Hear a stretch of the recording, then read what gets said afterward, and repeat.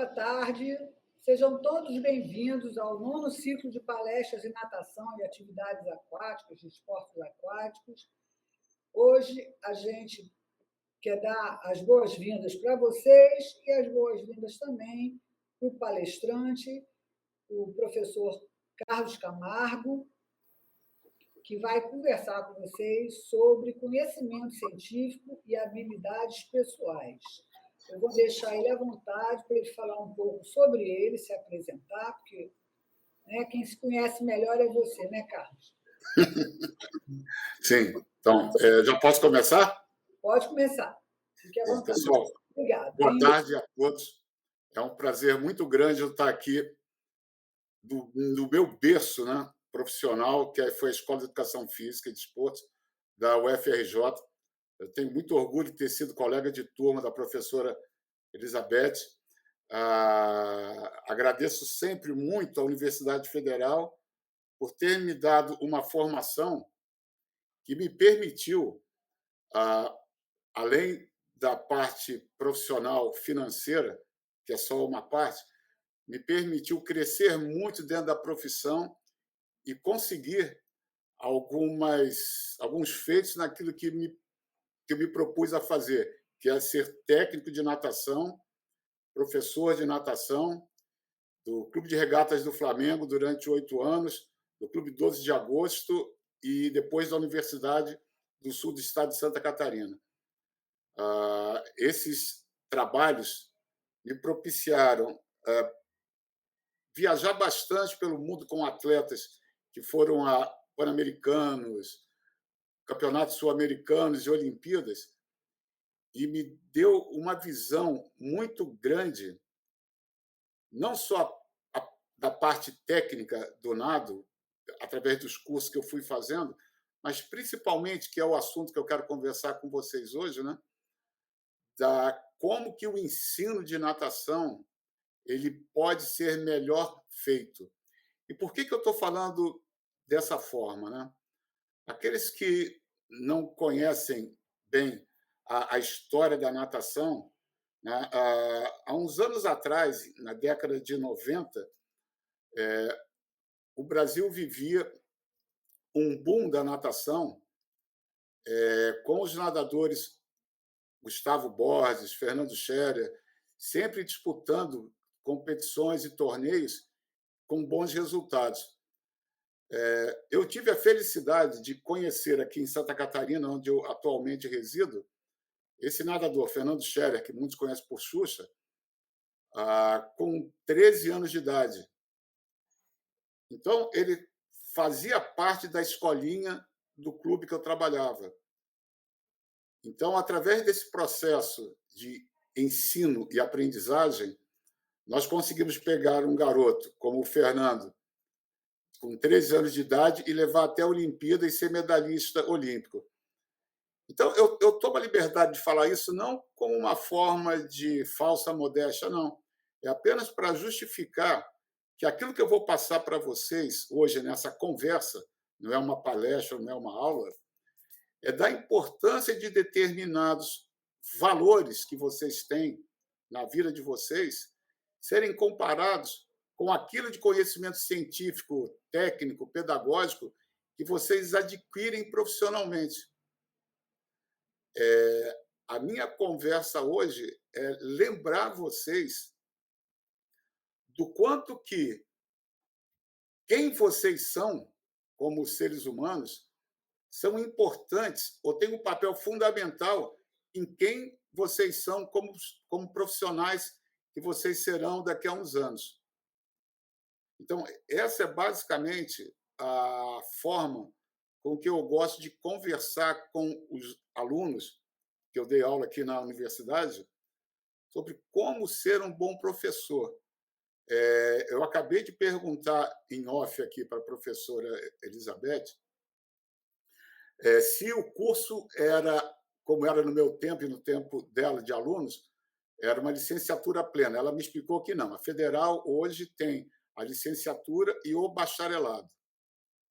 E eu me lembro de uma avaliação do curso de Educação Física, onde eu dei aula aqui na Unisul, de um professor que já me conhecia, falando de mim e falando: não, Carlos, a gente sabe que você é tecnicista, a gente sabe que você busca o resultado.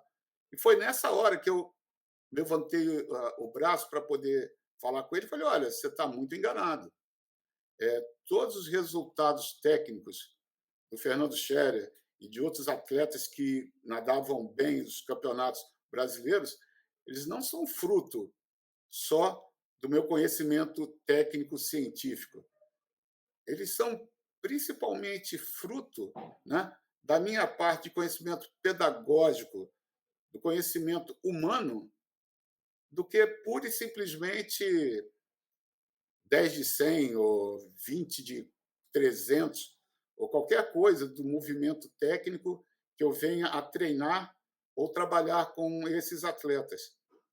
E expliquei, né, que aquilo que vocês têm de aprendizado, principalmente do ponto de vista motivacional, e não técnico-científico no sentido expresso da palavra, fisiológico, fazem uma diferença muito grande na hora de você ser um bom profissional, tanto na parte técnica quanto na parte pedagógica. E indo mais a fundo nisso, e aí que vem a questão que eu quero conversar com vocês, primeiro vem quem vocês são como seres humanos, como pessoas que estão aptas ou não a receber os conhecimentos didáticos e pedagógicos para poder, de uma forma muito clara, muito franca, poder passar para os seus alunos, e eu faço questão de colocar primeiro seus alunos e não atletas, o que é aprender um desporto, no nosso caso, natação, tá bom? Eu gostaria, então, de iniciar essa conversa com uma frase que o pessoal fala muito em termos de administração, que as pessoas são contratadas nos seus empregos, nos seus trabalhos, pelas suas capacidades profissionais. Mas elas são mandadas embora desse trabalho, desse emprego, pelas suas qualidades pessoais. Eu acho que vocês já devem ter ouvido isso em algum lugar, já devem ter lido isso em algum ponto na vida de vocês. E se vocês olharem ao redor, né, daquilo que vocês já vivenciaram, vocês vão ter certeza de que aquilo que eu estou falando e que uma frase comum no meio profissional, isso é verdade. Vocês muitas vezes vão conhecer pessoas de um profundo conhecimento, mas que, ao não conseguirem se relacionar com as outras pessoas, esse relacionamento passa a ser tóxico, passa a não ser proveitoso para o grupo de trabalho. Então, essa introdução, ela é para que vocês possam olhar para vocês e tentar perceber quem vocês são. Vou deixar bem claro também uma outra coisa aqui, para a gente poder continuar conversando, é que o que eu estou falando não é para que vocês tenham o medo da opinião alheia e se curvem a ela a qualquer momento. Não é isso. O que eu estou falando é que vocês se conhecendo bem, vocês conhecendo as suas características pessoais, vocês conhecendo os seus valores, e aqui eu vou colocar isso de forma repetitiva, valores, vocês poderão ser melhores profissionais. Vocês, analisando quem vocês são diante das situações que vão se apresentar, vocês terão uma capacidade muito maior de análise do contexto em que vocês estão vivendo, trabalhando, e aí sim poder ser bons profissionais naquilo que vocês se propõem a fazer. A Beth me pediu bastante de a gente conversar sobre natação. Então, eu vou aqui colocar um contexto, tá bom?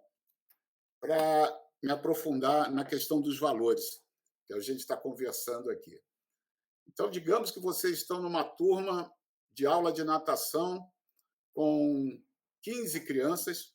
Tá bom, né, Beth? 15 crianças de uma turma de aprendizado, né?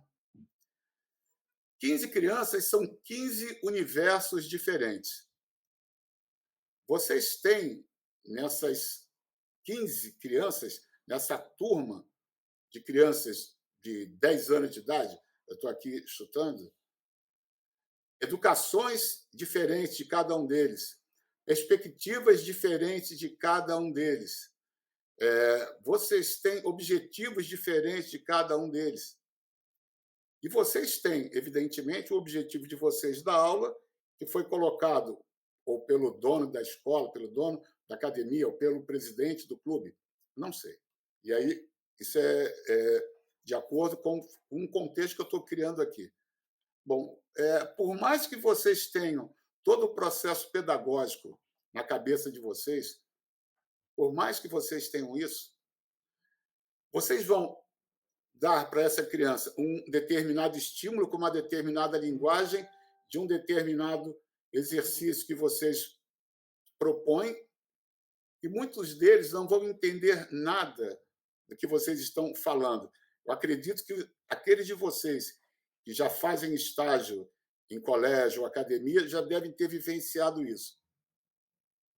E aí entra a primeira coisa que eu quero conversar com vocês, que é, para mim, o ponto principal da conversa aqui.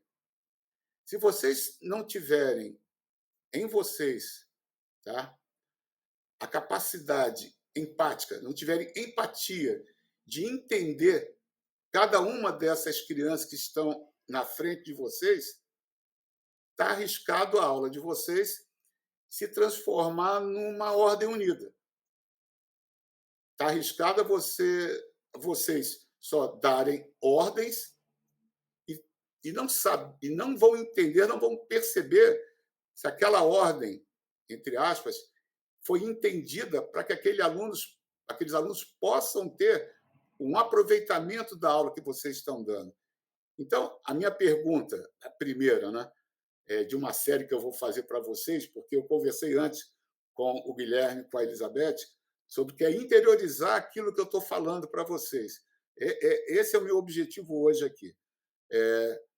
Vocês conseguem se comunicar direito, que essa é uma das coisas mais importantes na aula de motivação que está na pedagogia. Por isso que eu perguntei para a Elizabeth antes se era licenciatura ou bacharelado, né? Então, se vocês se abrem para receber as informações que vêm dessas crianças, essa comunicação entre vocês vai se tornar muito mais fácil. Então, quando eu coloco empatia, que é, em termos geral, sentir-se em, sentir o que o outro pensa, sentir o outro, se vocês se colocam abertos para isso, fica muito simples, fica muito mais fácil dar uma aula de sucesso, dar uma aula cujo retorno do processo de aprendizagem vai ter um bom resultado. Eu vou colocar mais uma coisinha aqui, mas o que é isso? Se abrir para entender o outro, né? Eu vou dar um exemplo que eu sempre brinco com os meus alunos sobre música. Quer vocês queiram, quer não, no ambiente que vocês estão agora, e que eu estou aqui agora em casa, no escritório, está tocando música. Agora aqui está tocando música. Nem vocês estão escutando, nem eu estou escutando nada agora de música, porque eu não liguei o rádio, eu não coloquei na estação correta. A hora que eu ligar o rádio e colocar na estação correta, essas ondas FM e AM que estão passando por aqui agora, nesse momento, elas poderão ser ouvidas. Então, eu tenho que ligar o rádio, eu tenho que botar o dial na onda correta, na frequência correta, aí eu vou passar a ouvir essa música que está aqui agora. As ondas de rádio elas estão em tudo quanto é canto. Da mesma forma, quando nós ligamos a nossa vontade de entender as pessoas, quando nós ligamos o nosso dial, quando nós ajustamos o dial para ouvir o que não está sendo dito, ou perceber o que não está sendo mostrado, fica muito mais fácil a aula, a conversa com essas crianças. E vocês sabem disso. Muitas das coisas que eu estou colocando aqui sobre valores entram posteriormente na boa didática, na boa motivação, mas por mais técnicas que vocês desenvolvam de dar aula, isso aí que eu acabei de falar, vocês têm que desenvolver no ser humano que está dentro de vocês, né? Muitas vezes isso vem da educação que vocês trazem de casa. Então, vocês trabalharem a sensação de empatia para vocês, né, é um belo canal de comunicação com essa turma de criança de 10 anos de idade. E a partir daí, a partir do momento que vocês se abrem para entender os outros, vocês vão conseguir entender a dificuldade do outro, vão conseguir entender a facilidade do outro, vão conseguir entender a linguagem do outro. E aí todo o processo didático, pedagógico, fica muito mais fácil de se aplicar. Aquilo que vocês aprendem na faculdade é super importante, que são a tal das questões técnico-pedagógicas científicas. Mas só que vocês têm que desenvolver esse radinho que está dentro de vocês, vou falar assim, para estar apto a entender o outro. Esse eu coloco sempre como o fundamental para vocês serem bons professores, é entender o outro. A partir do momento que você entende o outro, a aula vai passar a ser muito mais fácil. Ah, mas tem 30 alunos na sala. Ué, nós estudamos durante muito tempo, agora vocês mais ainda. Estudamos durante muitos anos a metodologia de motivacional, pedagógica, justamente para aplicar isso nas crianças que nós temos, seja uma turma de 10, seja uma turma de 100, como já aconteceu comigo numa colônia de férias. Procurar fazer, não é necessariamente que você vai fazer isso com todo mundo, né? Eu agora aqui eu estou muito preocupado, porque eu não estou vendo a cara de vocês. Eu não estou vendo a reação de vocês para cada palavra que eu estou colocando. Certamente, se eu tivesse numa conversa presencial, eu estaria olhando para cada um de vocês, para cada gesto que vocês fazem, e vocês conseguiriam perceber, certamente, aqueles que estão prestando mais atenção, aqueles que não estão, aqueles que não mostram a menor vontade de entender o que o professor está colocando. Então, o professor que se fecha em si, ele está fadado a ser um professor, vamos lá, de médio para baixo. De médio para baixo. Então, eu vou colocar aqui para vocês mais algumas questões, mas deixando sempre como local de destaque vocês procurarem entender seus alunos, tá bom? Então, vamos lá. A forma de comunicação, que isso é fundamental para quem vai dar aula, se comunicar. Quando vocês entendem a linguagem do aluno, você vai poder discernir a forma com que você vai falar um determinado exercício, uma determinada posição que vocês queiram, né? Eu não sei o que é que vocês estão fazendo aí do outro lado da tela, né? Mas eu vou pedir para vocês, eu vou chutar aqui, tá? Eu vou pedir para vocês esticarem o braço para cima, tá? Esticarem o braço. Eu não estou vendo, tá bom? Eu não estou vendo. Então, eu acredito que vocês já tenham o braço esticado, por favor, para cima. Tanto faz seu braço direito quanto o braço esquerdo. Mas na hora que eu falar, olha, pessoal, agora vocês vão, sem tirar a bunda do assento, vocês vão tentar colocar a ponta do dedo no teto. Se vocês botarem a bunda no assento e tentarem colocar a ponta do dedo no teto, vocês vão estar fazendo a posição da abraçada de costas de forma correta. Se eu só falar esticar, não vai acontecer quase nada. Vocês vão fazer isso aqui. Vai estar o braço esticado de uma forma não completamente correta. E por que eu estou falando isso aqui? Pela importância de como vocês vão construir a frase para quem. Se vocês pegarem um nadador de costas com muita experiência, quando você fala estica o braço para cima, ele certamente vai esticar o braço da forma que a gente ensina o nado de costas. Se você falar para um lutador de jiu-jitsu, e eu já fiz isso numa sala de aula, para esticar o braço, ele vai fazer isso aqui. Não sei se está dando para ver. Vai fazer isso aqui. Porque o lutador de jiu-jitsu jamais dá o braço para o adversário. Isso aconteceu comigo, eu morri de rir. Eu falei, cara, você luta jiu-jitsu, você também luta. Como é que você sabe, professor? Porque eu sei, o gesto dele já mostrava isso, que ele não conseguia esticar o braço de forma muito fácil. Muitas vezes, o observar esse aluno vai dar para vocês algumas informações que facilitam vocês nessa comunicação.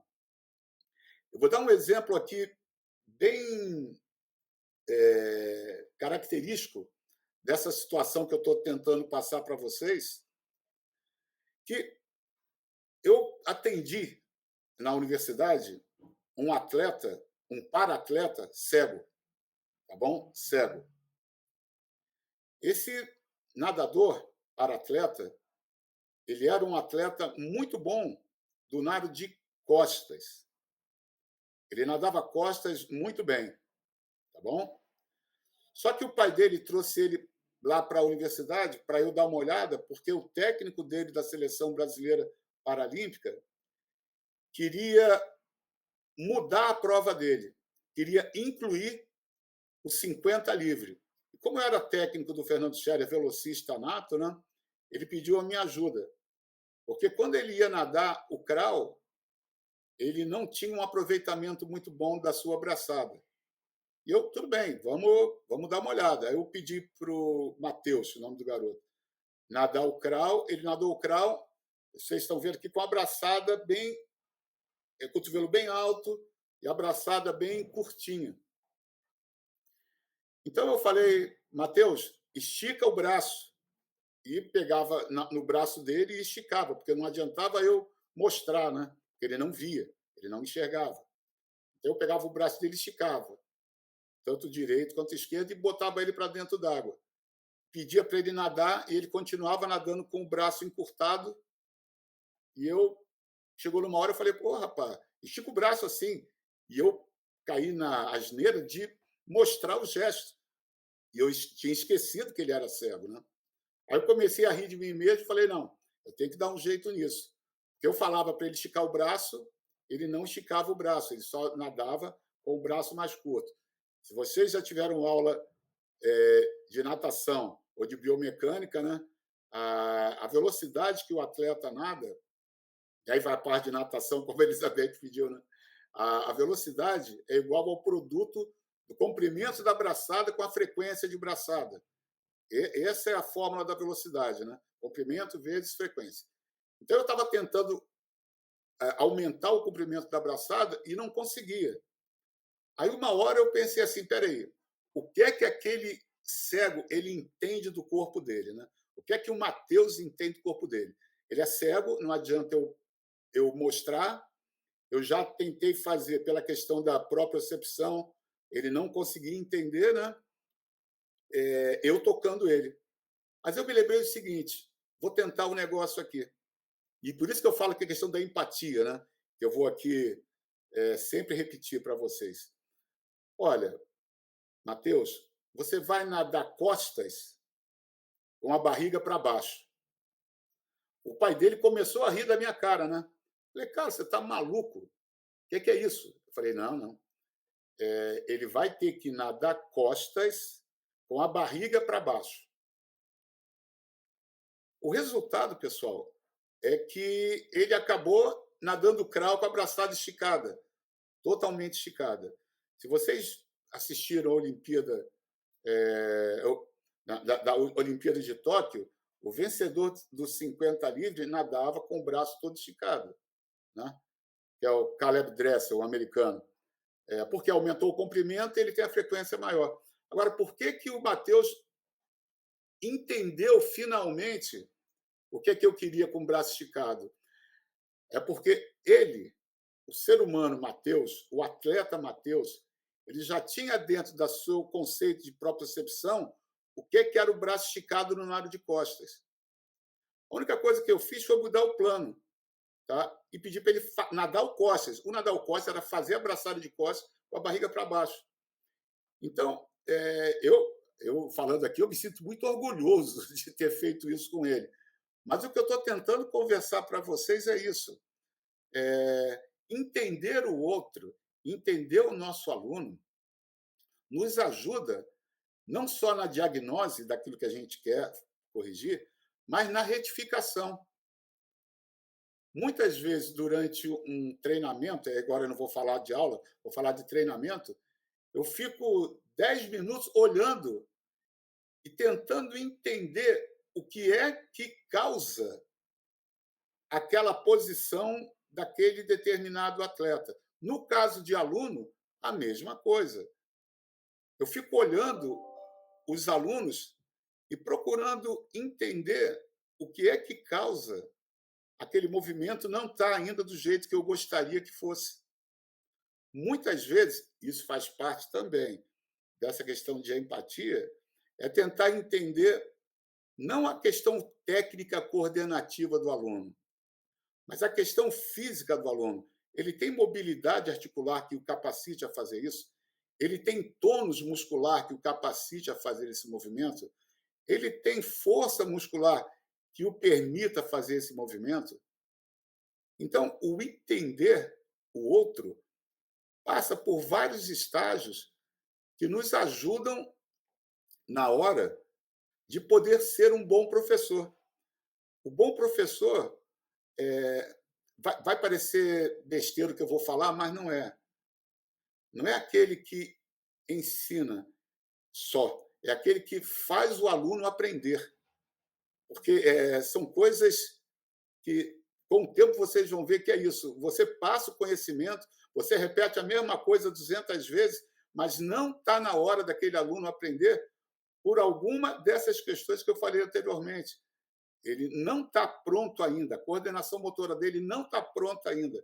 Eu não sei se vocês já estudaram desenvolvimento motor, desenvolvimento humano, eu não sei as fases que cada um de vocês está, mas isso tudo vocês vão ter na faculdade, aqueles que ainda não tiveram, e vão compreender isso para que você possa. E aí vem uma outra questão também, ligado à empatia, que é você não jogar frustrações pessoais do profissional, do professor, em cima do não aprendizado de um determinado aluno.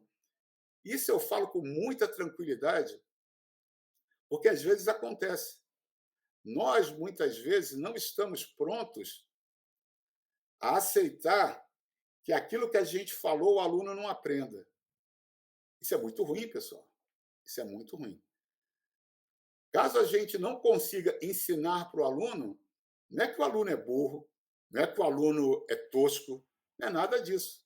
Nós é que não estamos sabendo verificar as capacidades, o potencial de cada um desses alunos para poder, de uma forma bem gradual, ir colocando para ele os movimentos que eles são capazes de fazer para, num determinado ponto desse ciclo de aprendizagem dele, ele poder executar aquele movimento com mais tranquilidade. De novo, a empatia tem a ver com isso. Mas, além da empatia, que valores humanos a gente pode trabalhar para que esse professor possa ser um bom professor? Uma das coisas que eu estou colocando aqui nos trabalhos que eu estou fazendo, é perguntar para vocês, eu sei que vocês não vão me responder, mas se quiser responder aqui no que está escrito aqui, é ter alegria para dar aula. Ter alegria. Muitas vezes eu me pego dando aula e me divertindo muito mais do que uma parte dos alunos que estão ali querendo aprender alguma coisa. Se vocês vão para uma aula e a alegria não brota de vocês, eu vou garantir uma coisa para vocês: os seus alunos vão perceber. Eu sempre falo que criança tem algumas antenas que estão ligadas 24 horas por dia. Se vocês vão para uma aula mal-humorados, se vocês vão para uma aula pensando em todos os problemas que o dia a dia nos traz, essas crianças elas vão captar isso e vão ter um certo afastamento em relação a vocês, porque elas percebem isso, né? Então, aquilo que eu estou colocando de empatia, alegria, muitas dessas ocasiões que isso tem que surgir, tem que brotar, não vem único exclusivamente do profissional formado, mas vem do ser humano que está dando suporte para esse profissional, né? A outra, que eu vou chamar aqui de valores, virtudes, né? É paciência, perseverança. Pô, mas o que é que isso tem a ver com dar aula? Tudo, tudo. Quando vocês programam uma, um plano de ensino, né, a Elizabeth, eu acredito que já tenha passado isso para alguns de vocês, vocês montam todas as aulas de vocês no curto, no médio e no longo prazo, para que ao final de um determinado período, aqueles objetivos sejam conquistados. Porém, quem vai fazer a análise diária do aproveitamento da aula são vocês. E isso pode ser um pouco frustrante quando vocês perceberem que grande parte dos alunos não está fazendo aquilo que você se propôs no prazo que você se deu. Então, essa perseverança, essa paciência, ela é muito mais interiorizada do que os conhecimentos técnicos, científicos, pedagógicos que você aprendeu na faculdade. E aí a gente vai ter que, à luz da pedagogia, engolir aquilo e falar: calma, não está na hora dessa criança ainda. E, em cima disso, refazer grande parte da programação que vocês fizeram com aquilo que faltou vocês darem para que aquela criança possa, de fato, aprender o movimento que vocês estão pretendendo ensinar. E eu volto a falar aquilo que eu falei alguns minutos atrás. A gente tenta ensinar, mas é a criança que aprende. Ela aprende.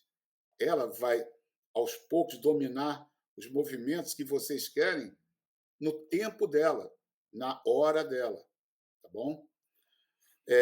A outra questão também, que eu já falei, de empatia, já falei da comunicação com vocês, né, que é importante, vocês saberem a linguagem que vocês estão usando, né? Da parte da alegria, da parte da paciência, da resiliência nessa que é bem importante vocês terem em mente, da perseverança, porque muitas vezes aquilo que vocês entendem que uma criança aprenderia em 3 semanas, né, ela não aprende, ela não consegue. Muito importante também vocês entenderem os universos masculino e feminino, porque quando chegar numa determinada idade, quando essa criança de 10 anos, que é a turma que a gente está trabalhando, ficar um pouquinho mais velha, começar a entrar na puberdade, vocês verão públicos muito diferentes entre si. Se aos 10 anos o menino e a menina estão fazendo aula juntos, aos 11, 12, vocês já vão ver uma diferença muito grande entre a menina adolescente e o menino, que ainda é um crianção. E aí, de novo, vocês perceberem quando uma turma já não está mais na mão de vocês, vamos chamar assim, porque você já está lidando, 2 anos depois dessa turma que eu falei anteriormente, com moças de 12 anos de idade, e não mais com meninas, com os meninos de 12 anos de idade, que são meninos. Então, é importante vocês perceberem o ambiente que vocês estão, tá bom? E aí entra a outra parte da empatia também, né? Eu estou falando aqui de criança, eu não sei se a Beth se lembra, nós fizemos colônias de férias uma vez para a Fundação Leão 13. Eu não sei se a Beth vai se lembrar. A Fundação Leão 13, ela já me colocou na favela da Rocinha, aí no Rio, dando aulas de educação física, como me colocou também no Caiçara, se eu não me engano, um clube que tem na Lagoa da Conceição, só que trazendo a garotada das comunidades. Né? Eu bolei tudo, montei tudo, fiz tudo certinho, escrevi tudo. Tudo estava muito bem colocado, muito bem feito, muito bem planejado. Na hora que a garotada saiu do ônibus e viu uma piscina, toda a minha programação foi para o espaço, porque eles só queriam piscina. Todos eles foram correndo para a piscina. Eu não conhecia, e eu tenho que falar que é a verdade, a demanda dessa garotada por piscina. Tudo que eu fiz de planejamento para uma boa dia de colônia de férias não adiantou, porque eu não me ative ao momento em que essas crianças enxergariam uma piscina, e isso os tornasse completamente cegos a tudo que eu estava falando. Hoje, eu dou aula num projeto comunitário para crianças carentes, e hoje eu já previ isso. Olha, vai acontecer isso, isso, isso. As primeiras aulas, as crianças não vão estar prestando muita atenção no professor, elas vão estar muito mais atentas ao brincar na piscina. Eu aprendi com o tempo isso, de que muito daquilo que a gente entende que é o correto pedagogicamente vai depender do bom entendimento do ambiente que a gente está. Vai depender muito de nós entendermos que tipo de ambiente nós vamos encontrar em determinadas situações. Então, eu peço a vocês de que tudo que eu estou falando aqui não seja considerado como uma coisa que tem que ser ou que vai ser assim o tempo todo. Não é isso que eu quero. O que eu quero muito de vocês é que vocês olhem para o interior de vocês e vejam se vocês estão prontos para receber todo o conhecimento técnico, pedagógico, científico, de receber essa informação, filtrar para quem vocês são, e na hora que vocês forem dar aula, vocês poderem externar isso de uma forma positiva. Né? Tem algo em natação que é bem interessante, que eu gosto de falar sempre, que é, voltando para a questão de comunicação, que é se vocês sabem de fato falar, se vocês sabem de fato se comunicar, se vocês sabem a importância de cada palavra para o entendimento pleno do objetivo que vocês têm. Eu sempre brinco com os professores que eu coordeno. Como eu falei, vocês têm que ter toda a alegria do mundo quando dão aula. Vocês podem brincar à vontade quando dão aula. Vocês só não podem perder o foco no objetivo daquela aula, mas podem se divertir. E por que eu estou falando isso? Eu dei uma aula para uma turma de educação física, de natação, e eu não sei se vocês já aprenderam alguma coisa de natação, sobre um exercício que é bater perna na posição hidrodinâmica, né? Streamline, cada professor coloca de uma forma, e eu pedia para fazer essa batida de perna na posição hidrodinâmica, que a gente chama aqui de flechinha, que é bater perna com o braço esticado. Então, eu pedia flechinha, pedia flechinha, pedia flechinha para um lado. Uma hora eu queria que esses alunos de 20, 25 anos, da minha turma de educação física, fizessem a perna mais forte. Então, o que é que eu fiz? Eu, sem avisar para eles que eu queria uma perna mais forte, eu falei que agora, em vez de fazer flechinha, vocês vão fazer um torpedo atômico. Ah, só mudei o nome.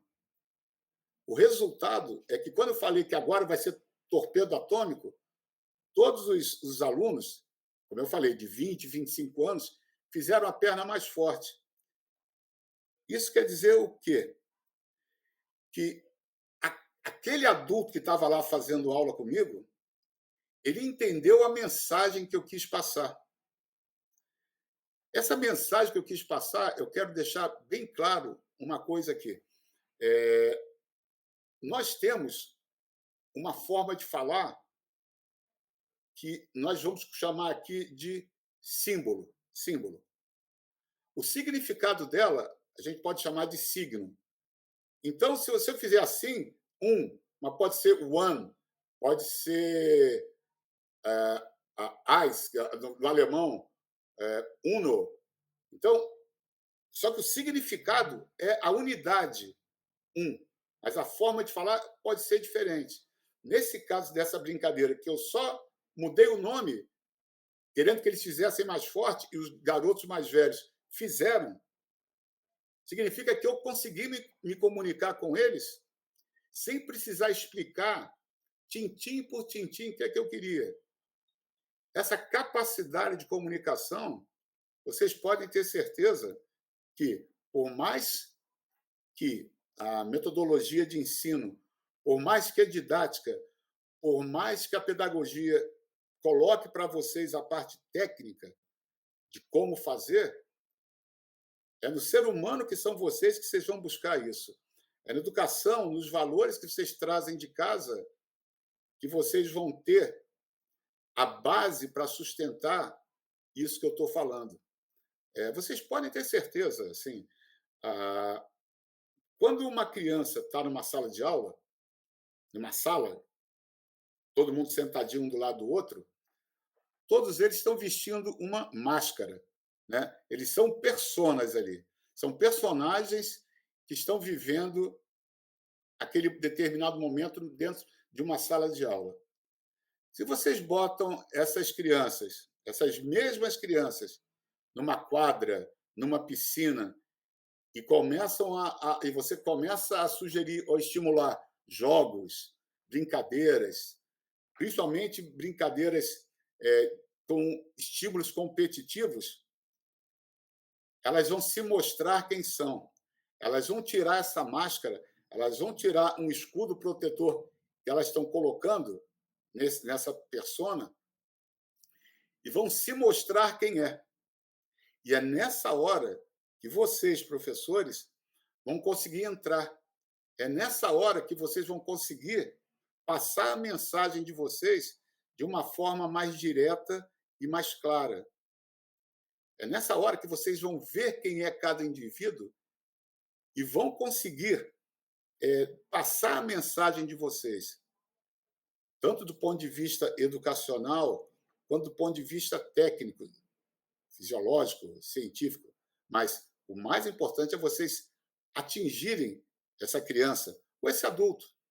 Como eu falei anteriormente, eu mudei o nome do exercício e os adultos começaram a se mostrar crianças. Eu tenho certeza, tanto o Guilherme quanto a professora Elizabeth, na hora que elas estão fazendo com vocês alguma atividade lúdica, seja na quadra, seja na sala de aula, vocês tiram o escudo e passam a se mostrar mais. E eu falo isso para vocês fazerem isso com seus alunos, seja nos estágios que vocês estão, sejam nas turmas que vocês estão, tá bom? É bem importante que vocês saibam, no caso, uma turma de natação, onde uma turma de 10, 15 alunos, vocês terão que estar preocupados com o posicionamento de vocês na piscina, com, com não perder cada um dos seus alunos de vista, porque muitas vezes as crianças ficam brincando de afundar e você tem que estar ali também como responsável pela vida de cada um deles. E eu não estou aqui exagerando, não, tá? Não estou exagerando, não. Nós já sabemos de casos de crianças morrendo afogadas em aula de natação. O professor não viu morrer afogado. Então, essa preocupação que eu estou colocando aqui faz parte também do que eu quero colocar para vocês, que é desenvolver uma visão periférica quando vocês estão dando aula. Né? Não é apenas a parte, de novo, pedagógica ou motivacional ou didática. É vocês terem isso dentro de vocês. Eu não sei se aqui eu estou assustando alguns dos seus alunos, Beth, assim, eu não sei, mas a gente tem que ser meio paranoico numa aula de natação, tá bom? É aquela coisa assim de estar olhando o tempo todo onde é que tem um chão que está mais escorregadio, onde é que tem um azulejo que pode estar quebrado para não machucar ninguém. Isso, eu não sei se vocês vão aprender na sala de aula, mas é uma coisa que vocês vão ter, aqueles que vão trabalhar com natação o tempo todo. E para não falar que é natação só, eu sei de um caso aqui de voleibol, acho que foi aqui em Santa Catarina, de um rapaz que morreu, que deu um peixinho numa quadra de voleibol, só que tinha uma das tábuas tinha se descolado do chão, tinha quebrado, se descolado, e estava com uma ponta para cima. O rapaz deu um peixinho, entrou, furou o peito, atingiu o coração e o garoto morreu. De novo, não é assustar ninguém, mas só que essa visão periférica que tem que ser colocada para que nós tenhamos esse diferencial como professor, ele é muito importante.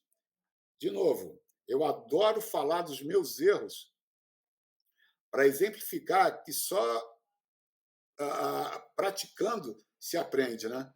Eu fui coordenador, olha que coisa bacana, eu fui coordenador de natação do Pan-Americano Universitário. Foi em São Paulo. Nesse Pan-Americano Universitário, que o título pode parecer muito bacana, né? Tinham também atletas paralímpicos. Até aí tudo bem, né? Eu chamei, né, os atletas, expliquei tudo, aí falei então para o pessoal do marketing, que eles estavam autorizados a colocar os banners, cartazes, tudo isso. Essa competição ela foi no Centro Brasileiro Paralímpico, como eu falei, lá em São Paulo. Eu vi todos eles colocando as faixas. Então, onde tinha as grades, né, das arquibancadas, eles botaram as faixas enormes, escrito Pan-Americano Universitário, e eu estava bem tranquilo. Daqui a pouco me chega um atleta cadeirante e falando, professor, posso fazer uma solicitação? Eu falei, lógico que pode. Eu já tinha visto tudo, né? Estava olhando, eu e a minha visão periférica perfeita, né? Olhei tudo, está tudo ok. Chega o cadeirante para mim, professor, posso pedir um favor? Falei, lógico, pode. Aquelas faixas que estão ali nas grades, elas estão bloqueando a visão de todos os cadeirantes, que é ali onde a gente fica para assistir competição. Eu não sabia onde enfiava a minha cara mais. Eu não sabia. Por quê?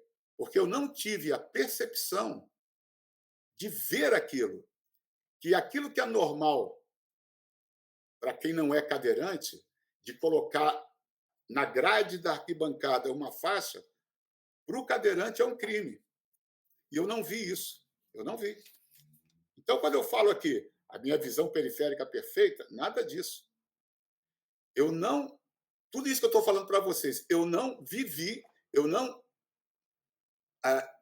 não interiorizei isso de que um rapaz numa cadeira de rodas não vai ter como enxergar atrás de um banner, de uma faixa.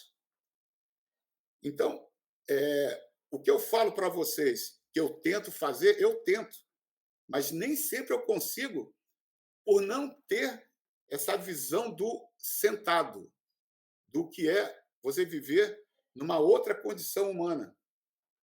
E eu não tenho a menor vergonha de falar isso, porque aprendi já também isso aí. E eu estou passando para vocês, para que vocês não cometam esse tipo de erro que eu cometi. Né? Várias histórias aqui eu poderia passar das minhas experiências erradas, aquilo que deu errado, porque elas são as que mais contam, justamente para que vocês que estão nos escutando não passem por isso. Né? E eu reforço aqui a questão da empatia. Né? O que eu coloco como erro, eu também coloco que eu, na mesma hora que eu ouvi isso, eu pedi 1000 desculpas para todo mundo, dos cadeirantes que lá estavam, e falei o que eu estou falando para vocês. Eu não tive essa percepção de ver que o cadeirante não enxergaria ali. Eu não tive. Então, como os para-atletas, a gente vive em competição, muitas vezes com os para-atletas, né? Essa percepção vai cada vez mais aguçando, tentando entender o problema do outro, tentando entender a dificuldade do outro.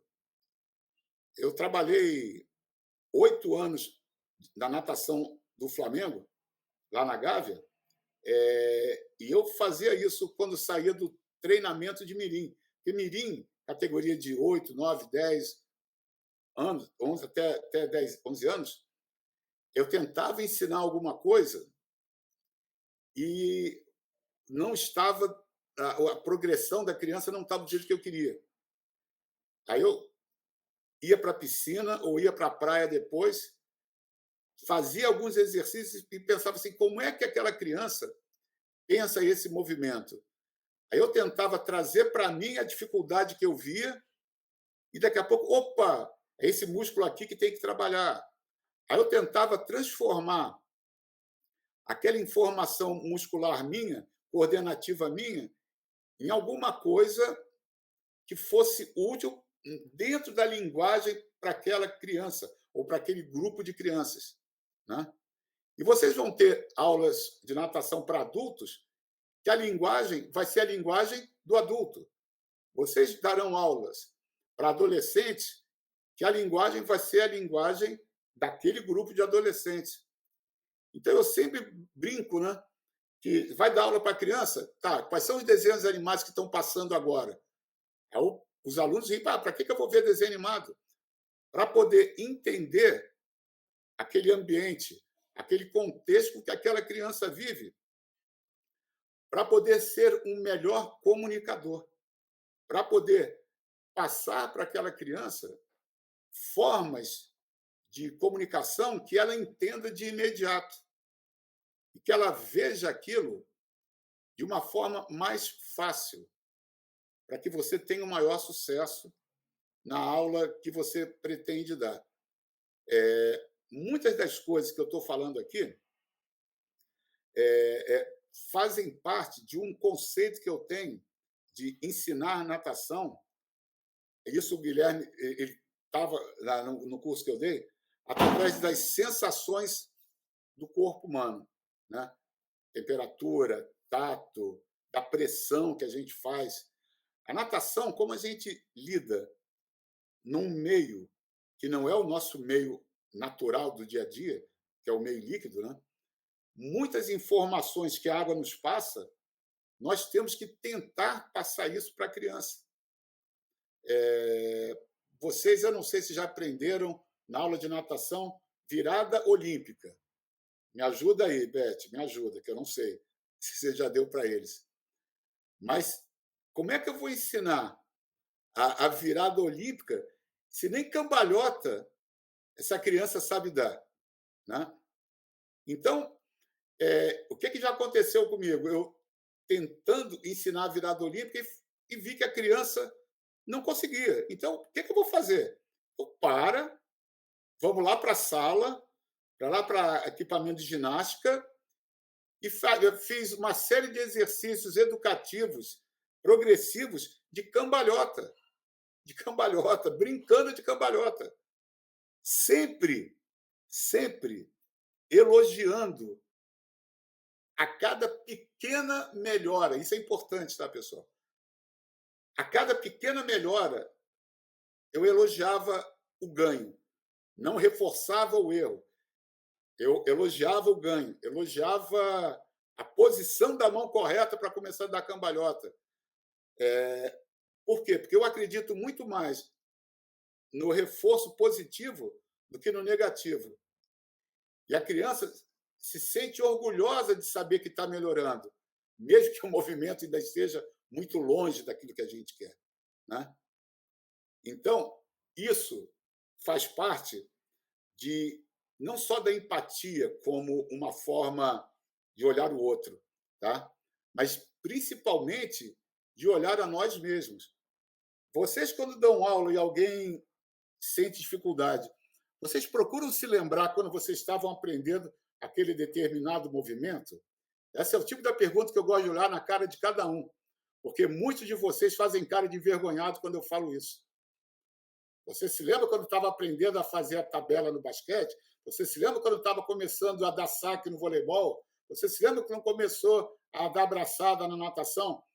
Se vocês se lembram de cada uma dessas situações, vocês vão ter muito mais respeito pelos alunos que estão com dificuldade de fazer as coisas.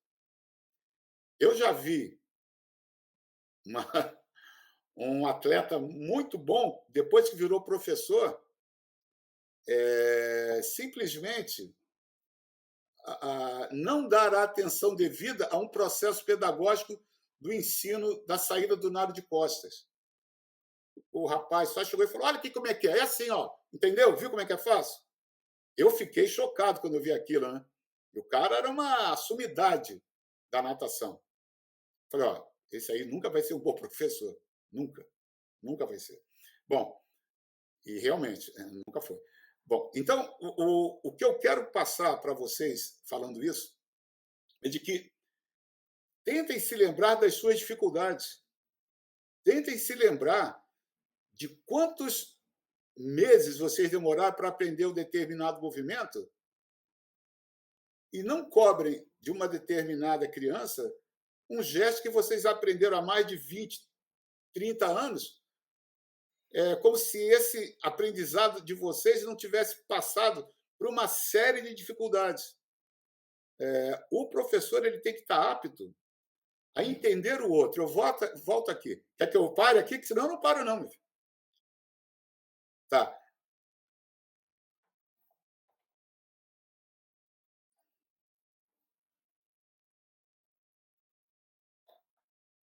Tirei o som, desculpa. Pode continuar, mas é lembrar que estamos chegando ao final. Então tá. Então, olha, eu vou aqui colocar, que vocês podem ter perguntas aqui, né? Pergunta aí. Oi? Já tem uma pergunta aí para você. Então tá. Então, eu vou só aqui para dar uma pequena conclusão.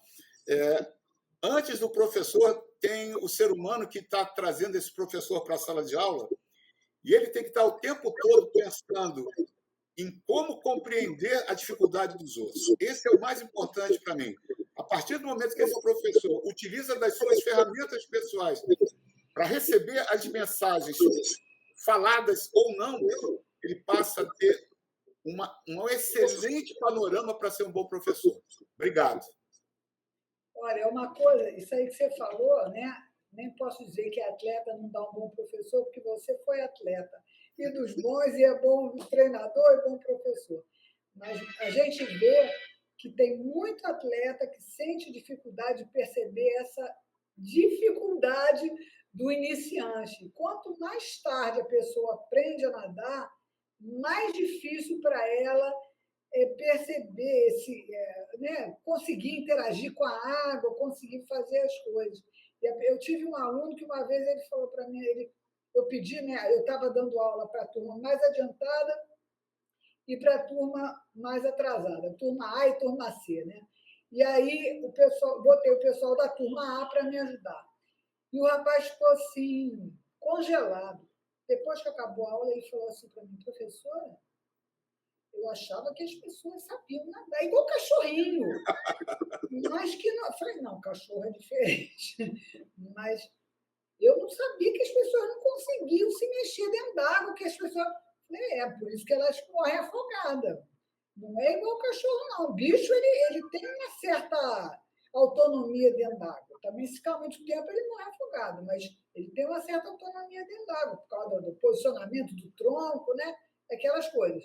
Mas, gente, não. Ele ficou assim, abismado, ele ficou congelado, ele ficou vendo a tentativa dos colegas, entendeu? Ele ficou assim, ele não sabia que era assim. Ô, Beth, eu não sei se você foi comigo. Esse aí, eu sempre falo que é para terminar, mas sempre invento de falar mais. Eu não sei se você foi comigo. Uma vez nós fomos, um dos professores nossos nos levou para a Escola de Educação Física do Exército para ver uma competição de cegos, do Benjamin Constant. Tá? Quando eu vi os garotos cegos correndo, eles não sabiam correr. Eu cheguei para o professor que estava lá, pô, como é que eles não sabem correr? O professor falou, eles nunca viram ninguém correndo, eles são cegos. Eles correm assim. Meu Deus do céu! Eu fiquei pasmo. Eu não entendi por que um cego não sabia correr. E a resposta era simples. Eles nunca viram ninguém correr. E eu... Então, volta aquilo que eu estou falando da empatia. Se a gente não percebe o outro, como é que a gente vai ensinar? Não, mas isso aí é prática, né? Não é bem empatia, porque você nunca tinha visto sobre esse aspecto, né? Você não, pô, realmente, quando a gente olha, a gente aprende também pela visão, né? E o cego ele não tem esse retorno, né? Então, realmente... Eu não tive como, eu não percebia isso. Eu não percebi. Isso me deixou muito bravo. Muito bravo. Bom, mas tem pergunta aí? Tem pergunta aí sim, aí, ó. Carlos, se você fosse o responsável pela contratação de professores de natação para um clube ou projeto social, quais seriam os critérios mais importantes para a escolha do professor? Não, então, Guilherme, eu vou te garantir uma coisa. Não é se, não. Hoje eu sou responsável pela contratação de professores, tá? E de um projeto social que eu considero super importante, que é só com comunidade carente. Tá? Hoje, mais do que o conhecimento pedagógico, que eu faço uma vez por mês, eu faço uma reunião com eles para passar o que é que eu quero, é que eles tenham alegria para dar aula, é que eles tenham empatia com criança. Aquilo que eu acabei de falar não foi da boca para fora. A pessoa tem que ter. Eu estou analisando essa turma que eu estou agora durante um ano. Esse projeto começou, eu contratei dentro desse meu espírito, né? E já vou agora dispensar alguns para pegar outros. Que eu saiba, que eu sinta que ele tem alegria para dar aula. Porque se ele tem alegria para dar aula, essas crianças vão ficar muito mais ligadas à natação e não ver a natação como uma coisa ruim. E vocês podem ter certeza, quando o aluno acha o professor ruim, ele não deixa de gostar só do professor, ele deixa de gostar da natação. É uma coisa que não adianta explicar. É assim. É uma questão parece que são uma coisa simbiótica mesmo. Coisa simbiótica. Não gostou do professor, não gostou daquele esporte. A Beth está rindo, né? Mas é verdade. É verdade. E, na verdade, é um ciclo vicioso, né? Porque Isso. se você gosta daquele esporte, você tem mais dificuldade de aprender. Porque Isso. você não gosta, então não gosta do professor, não gosta do esporte, aí vai ficar mais tempo aí Isso. por causa disso. É terrível isso aí. Tá, essa é a tua, né? Tá, tem mais pergunta? Eu agradeço pelos elogios aí, mas eu quero pergunta. Pessoal, pergunta aí, pessoal. Aproveita! Aproveita, o cara é fera! Aproveita! É que assim, eu recebi um elogio ali, eu não me lembro agora quem foi que mandou, mas eu quero só dizer o seguinte, repetir, né? É que para mim é um prazer prazer mesmo voltar para conversar com vocês da onde eu surgi, né? Da onde eu e também fazer aqui uma homenagem, né? A nossa querida professora Maria Lenk, que tanto eu e a Beth fomos alunos, e de que o quanto que ela nos ajudou na nossa formação profissional, né? E se vocês não sabem quem foi, procurem se informar quem foi a professora Maria Lenk. E aí eu falo de novo aquela questão de como é importante ter essa empatia e de ter conhecimento da história, porque ela faz. Sempre me pergunto, como eu fui técnico do Fernando Scherer, qual o atleta mais importante de todos os tempos na natação brasileira? O César Cielo, o Gustavo Borda, Maria Lenk. Maria Lenk. Porque na década de 20, 30, uma mulher fazer o que ela fez, as mulheres mal nem votavam, eu acho, ainda. Então, se a gente analisar o contexto da época, ela, meu Deus do céu, ela é a mais importante para mim da natação brasileira de todos os tempos. Tá. Quer que eu leia? Como trabalhar com uma pessoa que teve um trauma de afogamento e se desespera no fundo quando não dá pé? Tem que fazer tratamento com psicóloga? Em primeiro lugar, eu vou aproveitar, porque eu dei uma aula sobre isso, trauma e medo, tá? Trauma e medo. Se ela tem trauma, aí é psicólogo ou psiquiatra. Se é trauma, se é uma coisa que está além dela, tá? Depois eu vou contar uma outra historinha aqui. Se é medo, a gente pode trabalhar pedagogicamente. O trauma, eu não vou falar assim, não, bota dentro d'água, faz o mesmo tratamento que faz quando está dando mal para quem tem medo. Como eu separo bem as palavras, né, em termos de definição, trauma é uma coisa que não é da minha área de eu chegar e falar, não, vai, ela teria que se tratar com um psicólogo se é trauma. Trauma. Eu vou falar uma coisa aqui bem rápida também, tá bom? Bem rápida não, historinha aqui. Vê o tempo aí, tá? Eu tinha um atleta mirim, que no caso não é atleta, é aluno atleta, que todo final de aula ele chorava desesperadamente, chorava, quando não via a mãe sentada na arquibancada, quando não via. Então eu comecei a fazer uma série de atividades com essa criança para que ela não chorasse no final da aula se a mãe não tivesse. Aí um dia eu cheguei e falei, olha, eu estou fazendo de tudo para que seu filho ele não chore no final da aula, mas ele olha para a arquibancada, se não te ver. E aí eu comecei a conversar com ela, e por incrível que pareça, eu falei o seguinte, olha, ele sente falta de alguém na vida dele, ele sente muita falta, não é possível, assim, não é normal isso. Aí ela me falou o seguinte, Carlos, o que você está me falando de se ele sente a falta de alguém muito forte para ter esse medo todo? Ela falou, Carlos, eu vou te falar uma coisa que a minha psicóloga já falou, mas você está indo no ponto que esse garoto, ele era gêmeos de um outro garoto no feto, no feto. Quando eles nasceram, um nasceu morto e o outro nasceu, e é o garoto, o Arthur, viveu, né? O outro morreu. Aí eu falei, meu Deus do céu, será que é isso? É um medo realmente tipo traumático, né? Imagina você passar 9 meses como feto, colado numa pessoa que vai ser a tua imagem, né? O teu irmão durante uma vida inteira, e quando nasce ele não está mais do teu lado. Então, a única explicação que a psicóloga dela arrumou foi a que eu estava chegando, mas assim, de tanto não entender o comportamento da criança.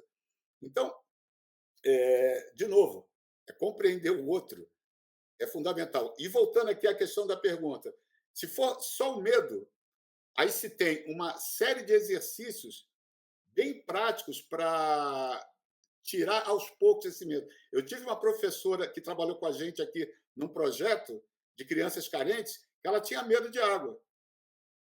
Aí utilizar uma série de processos pedagógicos para que ela aprendesse a se defender na água, ela acabou saltando de trampolim, de plataforma de 3 metros, sem medo. Agora, foi muito bem dosada essa graduação em relação à profundidade da piscina. Tanto que ela mergulhou numa piscina de 5 metros de profundidade, sozinha. Mas é paciência, tá? Paciência. É aquilo que eu falei como questão de valor humano, né? De virtudes, paciência e perseverança tem que estar dentro delas aí. Mais pergunta, hein? Lá, pessoal, aproveita aí, aproveita para fazer pergunta. Está acabando. Bom, enquanto não pergunta, eu falo. Tá bom? E a outra coisa também que eu quero falar para vocês, que aí vem do interior de vocês, é a confiança que vocês têm em vocês. Me desculpe se eu estou falando alguma coisa que ofenda. Não, mas é lógico que eu me garanto. Olha, vocês vão enfrentar na vida profissional determinadas situações e vocês vão precisar, na hora H, bater na mesa e falar: não, isso eu vou fazer. Quantas vezes, a Beth se lembra, nós tínhamos em 761, 762, nós tínhamos um projeto com o professor dos parques e jardins. Você lembra disso? E nós éramos jogados numa praça. Persson, era o Persson, isso. A gente era jogado numa praça para recolher a criançada e dar aula. Nessa hora, você não tem ali só um script para dar, não. Você tem um total desconhecimento das crianças que vão ali chegar. Então, você tem que se impor primeiro para você mesmo, de que eu vou fazer porque eu sei fazer, sabe? E não se esconder dentro dos seus próprios medos. Eu estou falando isso muito de questão pessoal, porque vocês vão aprender tudo de didática, pedagogia na faculdade, ou na licenciatura ou no bacharelado. Vocês vão aprender. Mas quem vai ter que tocar esse motorzinho são os seres humanos que estão aí dentro. Então, trabalhem a autoestima de forma que, em situações adversas, vocês possam responder com altivez, responder com confiança. Esse exemplo que eu estou dando aqui dessa professora, que era da rede pública do ensino de São José, ela falava assim: Carlos, eu tenho que aprender a mergulhar, mas primeiro ela teve que aprender a entrar na água, a botar o pé dentro d'água, a mergulhar só a boca, depois só o nariz, depois só a testa. Quando ela pulou do trampolim, ela falou: hoje eu me sinto uma mulher muito mais segura, mas muito mais segura, por questões de passos. Então, essa coragem, entre aspas, que eu estou falando para vocês, vocês têm que desenvolvê-las. Bom, eu tenho 42 anos, estou começando o primeiro período de licenciatura em Educação Física e tive um afogamento quando tinha 10 anos. E realmente não sei se tenho trauma ou medo. Em primeiro lugar, você já tem a coragem de vir aqui no grupo e falar isso para a gente. Tá? Isso já é muito legal. Muito legal. Ano retrasado, quando eu estava dando aula, chegou uma situação similar para mim. Similar. Só que o garoto era garoto de, sei lá, 20 anos, 21. Bom, quando você tiver com a professora Elizabeth, né, a natação não era o primeiro período ainda, né? Então já deve estar fazendo aula contigo já. A primeira coisa. Pandemia, Carlos. Estamos na pandemia, não está tendo ainda aula prática. Tá. E isso é um problema, tá? É um problemaço. Bom, quando você puder fazer aula de natação, e faça, tá? Tem que ser uma coisa muito gradual de você. Eu sempre uso esse termo de ser amigo da água. Antes de aprender a nadar, você tem que ser amigo da água. Antes de aprender a botar o pé, você tem que saber lavar o rosto sem medo.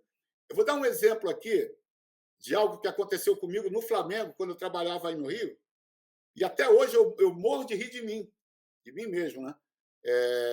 Era 7 horas da noite, dando aula no Flamengo, entrou uma moça, primeira vez que ia nadar com a gente lá, né? E eu estava fora da piscina, que a piscina do Flamengo, a Olímpica primeira, é rasa, então a água batia aqui nessa moça, aqui, na altura do peitoral, tá bom? Eu pode entrar. A moça entrou, né? Eu estava fora d'água com o casaco. Eu estava achando que estava um pouco frio no Rio de Janeiro, devia estar 18 graus. Hoje aqui, 18 graus é calor. A moça entrou, deu 3 passos. No 4º passo, ela escorregou. No que ela escorregou, ela ficou com o rosto dentro d'água e com a mão aberta batendo asa, mas com o rosto dentro d'água. E estava dando pé para ela. Eu entrei na água, tive que entrar de roupa e tudo, de roupa não, de casaco e tudo. Eu só fiz assim nela, levantei o rosto dela e falei, era só levantar o rosto. Mas ela não conseguia, e por isso que eu estou te falando isso, tem 42 anos, sabe se é trauma ou medo, ela não conseguia entender o contexto dela, que ela estava morrendo afogada. Ela não Conseguia percebia, pensar. não conseguia pensar. O pavor era tanto ali que ela não Isso, conseguia pensar. isso mesmo. Ela não pensou nada. Eu tive que levantar o rosto dela e falei, mas dá pé, fulana, não me lembro o nome dela, dá pé. Ela ficou arregalada com muito tempo de olho arregalado durante a aula, mas nunca mais voltou para a aula depois. Nunca mais. Então, assim, no teu caso, que tem a coragem de dizer, eu não sei se é trauma ou medo, então você já está disposto a verificar isso, sabe? Eu acredito que você tem condição de ir para uma aula, explicar isso para o professor, e o professor, com certeza, vai fazer um processo pedagógico de verificar até onde vai o teu medo. Tá? Se você for para a piscina e tentar fazer, eu te garanto que nem trauma é mais. Mas eu acho que vale a pena você tentar fazer uma aula de natação para tirar isso de você e te dar. E vou te garantir, tu vai ficar muito seguro depois disso contigo mesmo, no teu dia a dia. Mais pergunta? Porque assim, ó, história eu vou contar um monte aqui. E sempre, como eu falei, dos meus erros. Eu atravesso tranquilo de um lado ao outro, mas se eu soubesse ir a fundo, tenho medo de parar no meio, bater o desespero e afogar. Beleza. Isso acontece com a gente toda. Lá na Unisul, onde eu dava aula, tem uma piscina de 2,20 m, tá? E 2,50. 2,20 nas cabeceiras, 2,50 no fundo. Mas tem do lado uma piscina de saltos ornamentais que é 5 de profundidade. O que eu fico falando, eu rindo, é o seguinte: olha, vamos aprender aqui na de 2,20 m? Vamos. Enquanto ele está nadando na de 2,20 m e consegue nadar, eu chego para ele e falo: olha aqui, ó, olha o espaço que o teu corpo está tomando aqui. Ó. O teu corpo tem 1 metro e pouco aqui na superfície, está vendo? Aí eu fico explicando para ele que tanto faz se é 2,20 m quanto 2,50 m, porque ele vai nadar sobre 1 metro que ele está aqui com o corpo dele. Tá bom, tá bom, tá bom, tá bom. Quando ele se convence que tá bom, aí eu falo, agora vamos lá para de 5 metros. Aí ele, não, eu tenho medo. Como você tem medo? Eu acabei de te mostrar que tanto faz. Se você não se afoga em 2,20 m, você não vai se afogar em 5 metros. E aí eu te repito a mesma coisa. Você nada sobre 1 metro de corpo, sobre o deslocamento que você faz na água, tá? Então, não tem como você, com 5 metros, afundar, se você não afunda com 2 metros, 2,20 m. Deitado, né? Nadar é deitado, não é em pé. É uma questão racional. Racional. Vou dar mais um exemplo aqui de racionalidade, tá? Mais um de racionalidade. Esse que a menina ficou se afogando com o rosto dentro d'água, com a piscina batendo aqui nela, tá? O outro, a gente trabalhou também com soldados da Polícia Militar que tinham que fazer testes para passar para outro curso. Ele chegou para mim e falou assim: Carlos, eu tenho que ficar embaixo d'água durante 1 minuto para eu tirar 10 na prova. 1 minuto? Eu falei, tudo bem. Então vamos lá. Ele ficava 10 segundos e subia apavorado. Ele ficava 10 segundos e subia apavorado. Só que o cara era um soldado típico de choque, muito forte, atleta demais, com um pulmão desse tamanho. Falei, vamos fazer o seguinte. Aí trouxe ele para a borda e mostrei aqueles cronômetros de borda, né? Fica aqui do meu lado e olha para aquele cronômetro lá. Quando eu falar já, você prende a respiração e fica olhando para o cronômetro. O cara é atleta, né? Não deu outra. Ele prendeu o ar e ficou olhando, olhando, olhando, olhando. Quando deu 50 segundos, ele não aguento mais. Eu falei, pô, então por que você, como que você aguenta 50 segundos aqui olhando para o cronômetro, mas não aguenta 50 segundos com a cabeça dentro d'água? Porque é dentro d'água. Sim, às vezes as respostas são muito idiotas, né? Mas aquilo que eu falei anteriormente de confiança, né? Ele tinha tanto medo da água que ele não conseguia ficar 50 segundos com a cabeça dentro d'água, porque ele sabia que quando acabasse aqueles 50 segundos ele poderia morrer afogado, tá? Mas ele tinha fôlego para ficar 50 segundos com a cabeça fora d'água olhando o cronômetro. resultado. Ao final de um processo pedagógico, ele ficou 1 minuto e 15 na hora da prova dele lá, sabe? E passou tranquilo. Mas ele falava, poxa, é mesmo? E aí entra uma frase que eu falei antes, que a Beth riu também. O que eu fiz ali foi fazer com que ele fosse amigo da água primeiro. Né? Que é o mais importante. Eu também falo isso. Oi? Eu rio porque eu também falo isso. Mas é verdade, é verdade. Né? Aí, no final das aulas, eu mandava ele pegar coisa de adaptação. Pegava aquelas árvores, jogava dentro d'água, ele ia lá, pegava, botava embaixo da mesa, da plataforma. Tem que se tornar Mas primeiro. lúdico. Isso aí é lúdico. Ele estava é lúdico. É isso aí. Ele estava fazendo sem. Ele ia lá brincando, pegar o negócio. É isso, é isso. Então, assim, você chegar, no caso de adulto, conhecer o adulto, conhecer a lógica dele e falar, não, faz assim, faz essa. Isso que eu brinquei com ele de olhar o cronômetro, é porque eu tinha certeza que ele ia fazer mais de 50 segundos. Eu tinha certeza. Eu tinha que mostrar para ele que ele era capaz. E isso, todos nós, professores, fazemos isso a vida inteira. A vida inteira. A gente tem que chegar para as pessoas e convencer que elas são capazes de fazer aquilo que a gente está mostrando ali. Tá? E aí entra também aquela questão de novo, empatia. Estou sendo chato com isso, mas é você saber enxergar a potencialidade dos outros. Sabe? Não é para dar para ele uma carga excessiva, mas dar para ele uma carga necessária para que ele se desenvolva. E isso é o nosso papel. Carlos, um super obrigado. Acho que você tem ainda assunto para outra palestra, mas vamos guardar para o outro ciclo agora. Tá bom, vai ser um prazer. Eu quero agradecer a você. O Guilherme pediu para você não sair da sala para a gente conversar depois. Tá. E quero lembrar para todo mundo que está assistindo que a palestra da semana que vem vai ser às 11 horas. Na verdade, quem vai fazer a palestra é um professor universitário de Portugal e a gente já tinha combinado, mas ele teve médico marcado e lá o horário é totalmente...